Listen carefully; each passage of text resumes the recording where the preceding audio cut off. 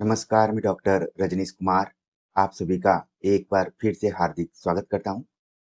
आज के video lecture में हम यूपीजीआईसी मुख्य परीक्षा के दृष्टिकोण से प्रथम प्रश्न पत्र के अंतर्गत मॉडल पेपर 6 के ऊपर चर्चा करेंगे। प्रिय विद्यार्थियों, इसके पहले हमने 5 मॉडल पेपर आप सभी के सामने प्रस्तुत किए हैं। उम्मीद है कि उन मॉडल पेपर्स को आपने समय निकालकर जरूर हल किया होगा।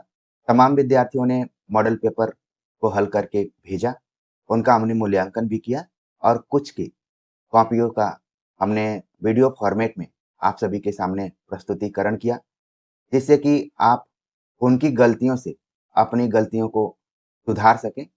इसी प्रयास में हम मॉडल पेपर 6 को लेकर हाजिर हैं, ताकि समय रहते आप इतना अभ्यास कर लें कि एग्जाम हॉल में प्रश्न पत्र आपको पुराना ही लगे या फिर लगे कि आपने ऑलरेडी इस तरीके के प्रश्न पत्र को देखा है।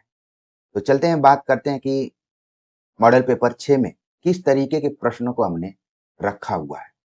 शुरुआत में आप देख रहे हैं कि विशेष अनुदेश दिया गया है। 2 घंटे का पेपर होगा, 100 अंकों का होगा। सभी प्रश्न अनिवार्य हैं। सभी प्रश्नों के निर्धारित अंक उनके सामने लिखे हैं।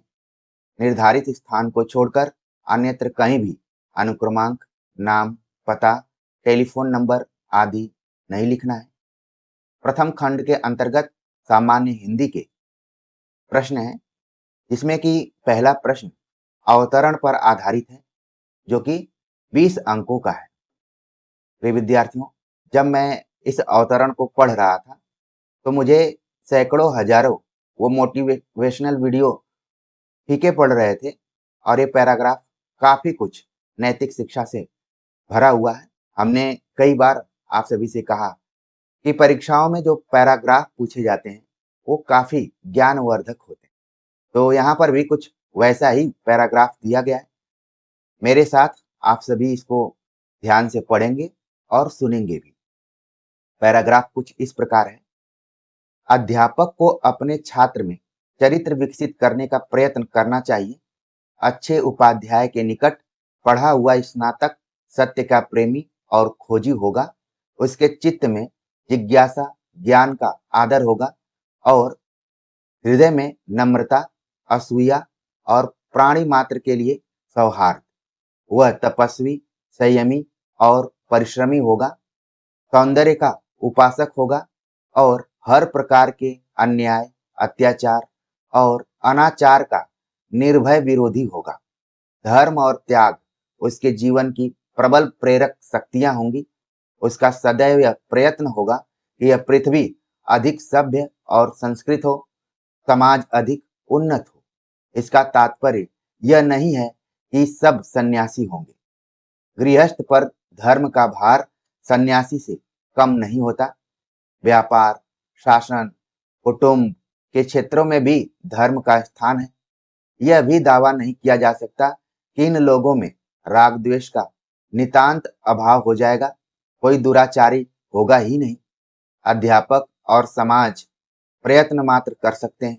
इस प्रयत्न का इतना परिणाम तो निसंदेह होगा कि बहुत से लोग ठीक राह पर लग जाएंगे और अपने पुरुषार्थ को पहचानने लगेंगे।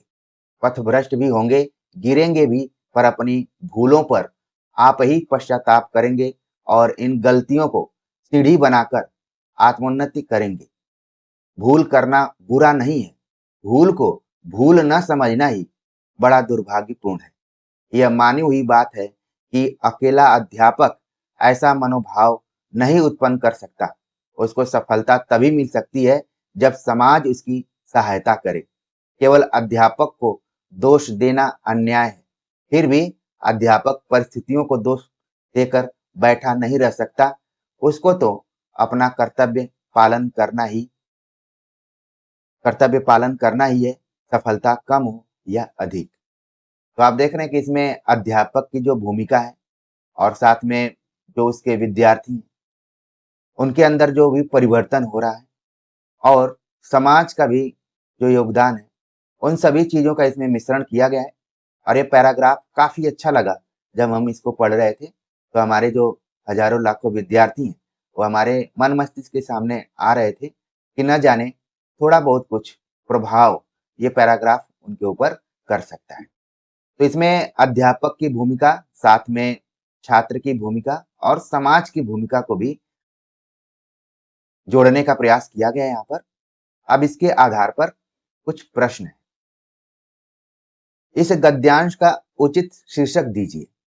अब जब एक से अधिक बार आप पढ़ेंगे तो पैराग्राफ का शीर्षक समझ में आने लगेगा। इसमें अध्यापक केंद्र में है, तो इसी से जुड़ा हुआ शीर्षक होगा। गद्यांश का मूल भाव स्पष्ट कीजिए।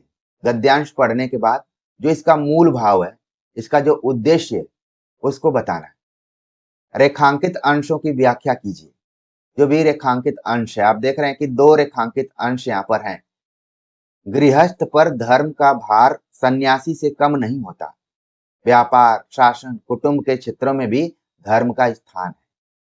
तो यहाँ पर गृहस्थ और सन्यासी दोनों की एक तरीके से तुलना की गई है।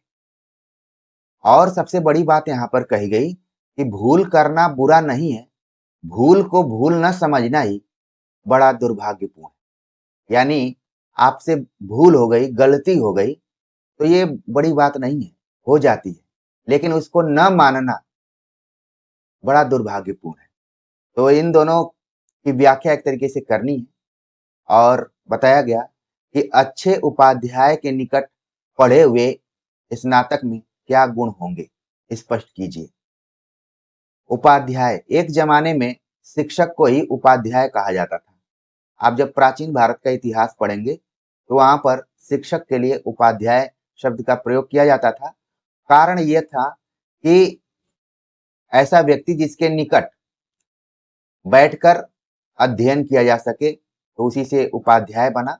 और ये सभी निःशुल्क पढ़ाते थे। ठीक है, उस जमाने में भी निःशुल्क विद्या का दान करते थे ये लोग। ठीक है, तो इसी के आधार पर आपको उत्तर देना है। अगला जो प्रश्न है, निम्नलिखित अनेकार्थी शब्दों के एक एक अर्थ लिखिए। अनेकार्थी शब्द मतलब कि एक शब्द है, उसके 2 अर्थ होंगे, वही बताना है हमें। द्विज, कलत्र, अक्ष, अंक, कर। ठीक है, तो आप देखेंगे जब अनेकार्थी शब्दों को व्याकरण की पुस्तक के आधार पर देखेंगे तो वहां पर द्विज का मतलब पता चल जाएगा, कलत्र, अक्ष, अंक और कर। जैसे कर का मतलब एक तो हाथ होता है, मतलब जिसको हस्त बोलते हैं, और एक हाथी का सूंड भी होता है। ठीक है, यहाँ पर जैसे अंक दिया गया है, तो एक तो हम लोग मार्क्स मानते हैं, और एक जो अंक है, जैसे आप नाटक में अंक पढ़ते हैं, उसी तरीके से। अगला प्रश्न है कि निम्नलिखित शब्दों की शुद्ध वर्तनी वाला शब्द लिखिए। यानी कि जितनी भी वर्तनियां दी गई हैं वो अशुद्ध हैं। वांग्मय, हिरण्यकश्यप, वांछनीय, पैतृक, उज्ज्वल। तो शब्दों को देखने से ही आपको पता चल जा रहा होगा कि किस शब्द में क्या गलत है या फिर क्या अशुद्धि है।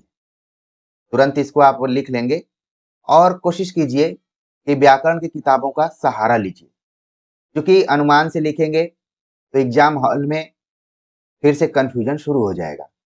तो इसको हल करते समय वक्त लेकर हल कर सकते हैं, और या तो चाहें तो आप समय को ध्यान में रखते हुए भी हल कर सकते हैं। ये सब आपके ऊपर है। निम्नलिखित शब्दों के विलोम शब्द लिखिए। जारज, अपराधी, शाश्वत, अंतरंग, अल्प। जितने भी शब्द दिए गए हैं सभी के विलोम शब्दों को लिखना है। ठीक है, अगला प्रश्न है, निम्नलिखित शब्दों के एक एक पर्यायवाची शब्द लिखिए। आख्यान, हिरण, दास, पक्षी, सिंह, इनके पर्यायवाची शब्द लिखने। निम्नलिखित शब्द तद्भव शब्दों के तत्सम रूप लिखिए। यानी कि विकल्प में जितने भी शब्द दिए गए हैं वो तद्भव शब्द हैं, इनके सामने आपको तत्सम रूप लिखना है। पत्थर, पंख, काठ, कपूर, नीम। तो हमने इन शब्दों को प्रामाणिक व्याकरण की पुस्तक से लिया हुआ है, और आपके पास पुस्तक होगी भी, वहां से देख सकते हैं। ठीक, अगला प्रश्न है कि मुहावरा और लोकोक्ति में मुख्य अंतर बताते हुए एक एक उदाहरण दीजिए। यानी शुरू में आपको मुहावरा और लोकोक्ति में अंतर स्पष्ट करना है और फिर एक एक उदाहरण दे देना है।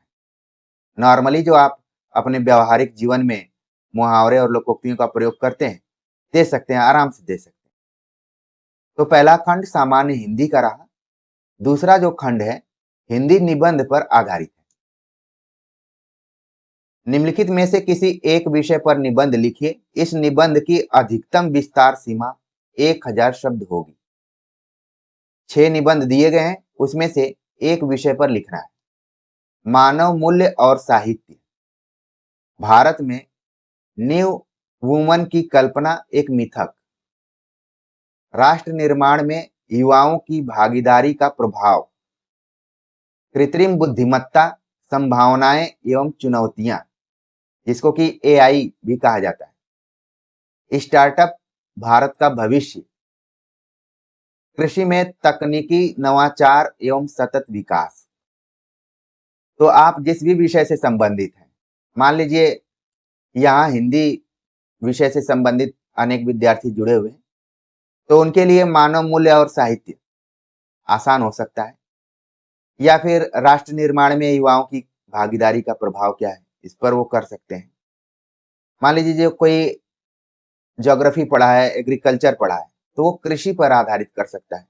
किसी का इकोनॉमिक्स है तो स्टार्टअप पर लिख सकता है। किसी का साइंस है तो वो एआई पर लिख सकता है। और किसी ने स्त्री विमर्श से संबंधित पाठ्यक्रम को पढ़ा है, खासतौर से सोशियोलॉजी की हम बात करें, तो इस पर लिख सकता है। तो ये आपके रुचि के ऊपर है कि आप किस विषय को अच्छे से निबंध के रूप में लिख सकते हैं।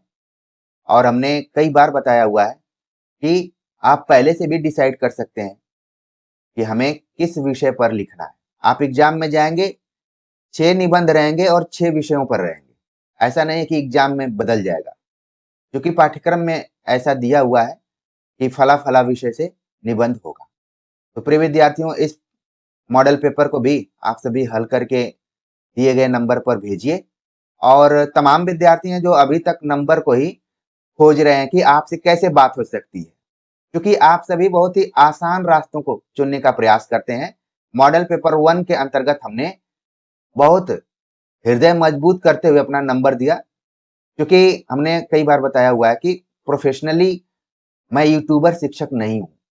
हाँ, ये मेरा शौक है और मैंने अपने सोसाइटी, अपने देश, समाज इत्यादि का एक तरीके से ऋण लिया हुआ है, जिसको कि हम चुकाने का प्रयास कर रहे हैं। ये मेरा पैशन है, शौक है। और जब तक ये सांस चलती रहेगी, सारी चीजें ठीक रहेंगी, ऐसे ही हम पढ़ाते रहेंगे। मुझे बहुत ही संतुष्टि मिलती है, बाकी और कोई चीज नहीं। तो आप सभी कमेंट ना करके पूरे मॉडल पेपर को देखेंगे तो आपको नंबर मिल जाएगा।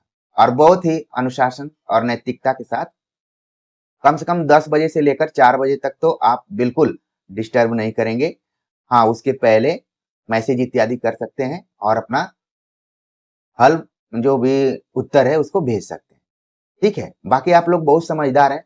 मैं उन लकी शिक्षकों में से हूँ कि हमारे विद्यार्थी संकेतों को समझ जाते हैं, वो अपनी जिम्मेदारी को भली-भांति समझ जाते हैं। मुझे याद है कि शुरुआती दौर में मेरी नौकरी प्राइमरी में लगी हुई थी एज ए सहायक अध्यापक के रूप में।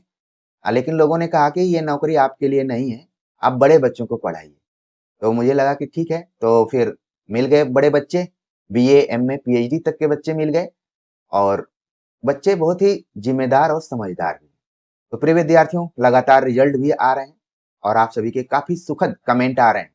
उस समय में आ रहे हैं जब मेरे पास कोई रिकॉर्ड नहीं है आप लोगों का कि कौन मेरे से पढ़ता है, कौन नहीं पढ़ता है। ये पब्लिक प्लेटफॉर्म है और इसका जितना आप उपयोग कर सकते हैं आप कीजिए, अच्छा लगेगा। तो मिलते हैं एक नए टॉपिक के साथ, तब तक के लिए नमस्कार।